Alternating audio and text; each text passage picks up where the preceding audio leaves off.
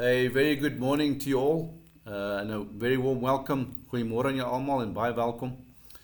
Today is the 27th of January 2023, and for most of us, it is payday. As always, please remember to press that like button, share, subscribe, and also that notification button for our latest videos. As always, as I mentioned in my streams, I would like you to place your comments so that I can gauge the topics that I'm talking about, and of course that we're in agreement across the country. Right, so what am I going to do today? I'm going to talk about your inner voice. We all have an inner voice, and today's aim is I want to test our inner voice with your comments and what I'm about to say. As you all well know, we have 3 ears. We have a left ear, a right ear, and an inner ear. So let's see how that pans out going forward with today's streaming and your comments.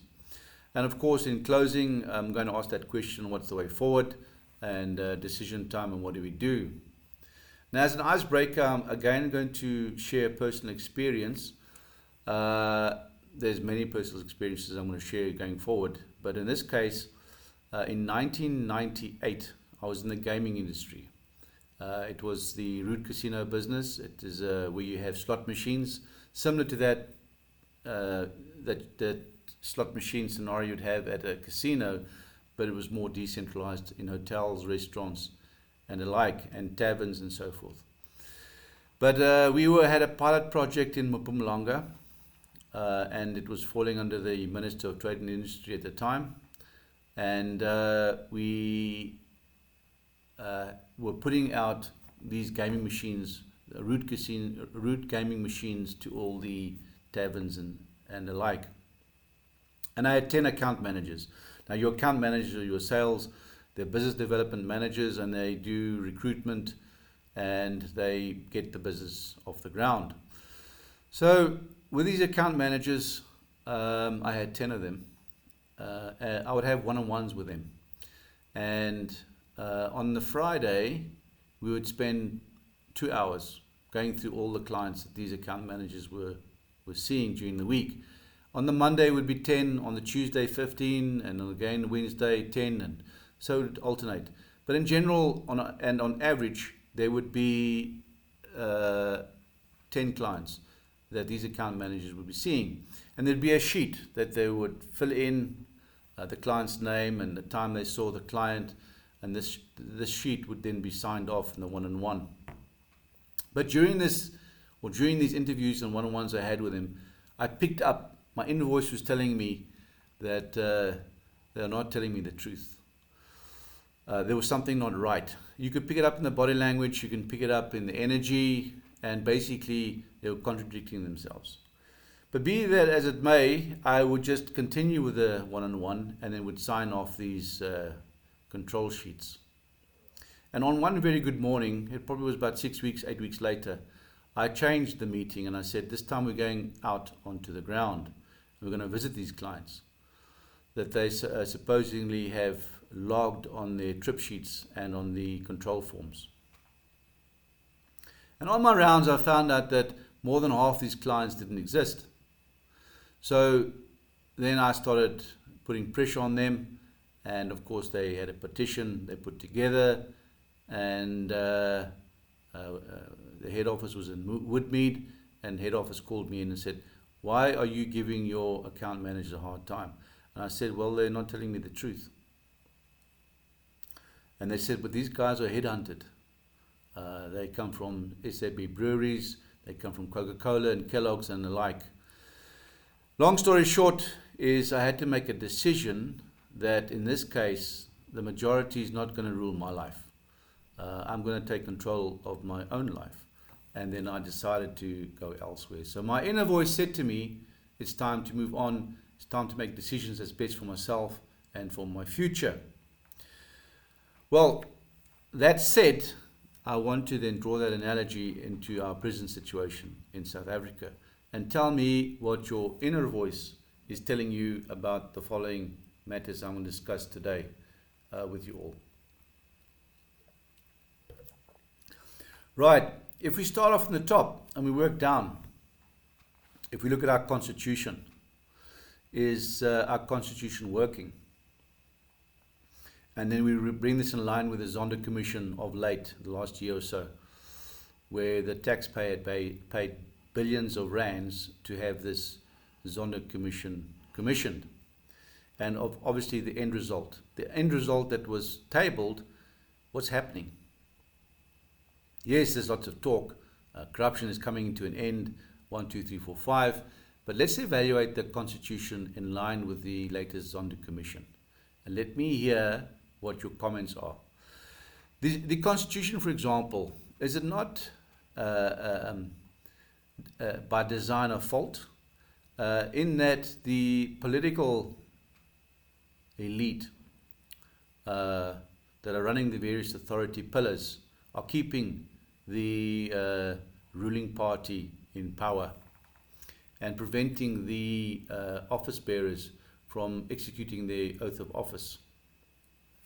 Now, this is all common knowledge on Google, so you can do some homework, but give me your comments so I can see that we're in sync. And the people that made and put this constitution together, where are they? We know who they are, you know who they are. Why are they not coming out into the public and challenging the ruling party, like Rob Hersov did just yesterday, or the day before, with the march to Lutuli House on the 25th of January 2023. And further to that, has there been any department or any organization that has evaluated our constitution with the ruling party, with the end results on the ground? Is there any document, any findings to say, hey, but there's a big problem here? Or is everybody just going on and living their own lives and keeping quiet? So let me hear what your inner voice is telling you on our constitution and with the Zondo Commission and how the end result is playing out. Also, coming to our judiciary, we all know that it's not in sync with cultures and races. We see that the white races are locked up, but we don't see any action taken against the black races. They are favored. Again, you all know this stuff. I mean, it's all, I'm not going to repeat stuff we all know. I'm wanting to get that inner voice of yours to start talking to you. When we go to the presidency, we see that President Ramaphosa is the president for the ANC. But why is he not the president for the people of the country? What is wrong with the constitution? What is wrong with the end result? And we can even go further to the ministers. Why is the Minister of Police doing the National Police Commissioner's work? And why are we recruiting tens of thousands of new policemen, but the crime is not under control and the crime is continuing? What is your inner voice telling you on that one? Right, so we know that the state authorities have structures in place to keep the elite rich, and also we can see that the nation is getting poorer with more laws and more regulations and alike, keeping the controls in place and removing all forms of freedom. Again, I want to hear your inner voice speaking to you in the comments below. Of late with Eskom, we see that Eskom wants to get rid of another 500 white maintenance staff by the year 2025. This is according to a document that came out yesterday from the trade union Solidarity. This was a story by Ashley Leachman. This statement that went out is relating to a Eskom latest race plan for 2023 to 2025. Take note, the race plan. Moving on to the municipalities, we know they are broke and dysfunctional. When you read the media and you cross the T's and dot the I's, do you really think the municipalities will ever come right with the present ANC governing party? No, it's not going to come right. So what's the solution? They have to be changed. Now, you can't change the ANC. When you look at the march that took place on the 25th of January this year, led by the DA, what they did was a good move. I think for the first time the DA has presented their case well at Lutuli House, and the resistance they've met with the ANC Youth League shows you that there's a clash en route. And following that behavior, if you zoom in on that behavior between the two parties, you can see the DA was disciplined and well behaved. But if you see what the ANC Youth League were up to, one can really put a deduction that they were out to clash with the DA. Now, the ANC being in power for decades, knowing well the DA is challenging their authority, do you really think the ANC is going to relinquish power after them believing this country is theirs? Now, what Mr. Rob Hersoff did on the public platform by saying to the ANC footsack was very brave. And more political leaders should be acting like what Rob Hersoff just did on public platform. The problem is that we're not dealing with a mindset that believes in democracy. Now, when you're in democracy, change is easy, and the vote is favored in a situation where there's fairness for the people and alike. But when you have a mindset that is dictatorship, when you have a mindset like the ANC that is run like a mafia organization, as you all well know, the NEC is above the law. There's no way democracy is going to work. There's no way the vote of the people is going to count. So this is why I'm saying 2023 is a very, very difficult year, and you're gonna see all the red lights and all indicators rolling out now before the 2025 May elections, which I doubt in all probability will take place. Because now my inner voice is talking, if we have democracy in South Africa, the ANC, 90% of them will go to jail, because the democratic handover will initiate judicial processes to lock them all up. And the ANC, come NEC, know this. They know that if South Africa becomes democratic, there is no way that they have their freedom. They'll all go to jail. So they'll prevent this. And in their minds, I've mentioned earlier, they fought for this country for decades. It's in their hands now. The minerals is theirs, the people are theirs, the land is theirs, the farms are theirs. So we have a serious challenge ahead. But the solution lies with us. The power lies with us. And for us to make this work, we're going to have to stand together. You're going to have to look at your grouping. I must say what Rob Hersoff said about corporate SA. Why are you so quiet? Yes, corporate SA. Why are you quiet? Why can you not pull a public stand like Rob Hersoff did at Lutuli House? Now remember now, silence is also weakness. Or prolonged silence is also a sign of weakness. And I think all of you business executives should start doing something similar to what Rob Hersoff had done on the 25th of January this year. I've often shared with very close friends on the Christianity front, the churches that I've gone to, that inside the churches with black, white, Indian and colored, the atmosphere is powerful. But nothing is happening outside the churches. I've mentioned this before in previous videos. In the previous video I also mentioned that, South Africa is supposed to be 80% Christian.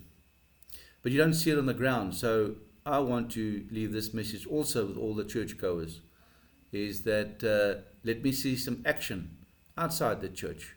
Let's see some Christianity at work outside the church. Because remember, when you have the Holy Spirit, you're supposed to have the flame. And not just inside the building, outside on the ground, there has to be a flame. There has to be a change. And those of you that are spiritually switched on with your sight and your hearing will know exactly and understand exactly what I'm talking about. And then also the law-abiding blacks in South Africa. Why do you not stand up against the radical ones? I would like to hear the comments. Why is it like this? The majority of the South African blacks are good, hardworking, loyal, but you don't stand up against your radical elements, and you keep appointing and nominating rogue leaders. Please explain why this is happening. What is the inner voice telling you of the couple of matters now I have mentioned? I want to read them in your comments below. Right, last chapter, the closing is what's the way forward? What is your inner voice telling you? Is your inner voice telling you, or your left or your right ear telling you that my new BMW, my home, my golf clubs is more important? Or is your inner voice telling you that the reality is that you're going to have to make a decision in 2023 for your children's sake? How far are we from anarchy? You all know we're already in anarchy, but how far is it that everything is collapsed? There's no power, no food, no lights in the shop, no deliveries. What do you do? And on that note also with the farmers, I hope you have a plan in place to look after your people when the time comes. Right, as always, take note of this important message is to consider your position and would like you to join us. We have a national emergency plan initiative that kicks in when all anarchy breaks out and the government can no longer care for you. I just want to let you know at the present moment a generator is running to keep the lights on. There's no power in the Pretoria East Side. Right, to join us, follow the links below. Again, share this video on all possible platforms and subscribe and press that notification button for future videos.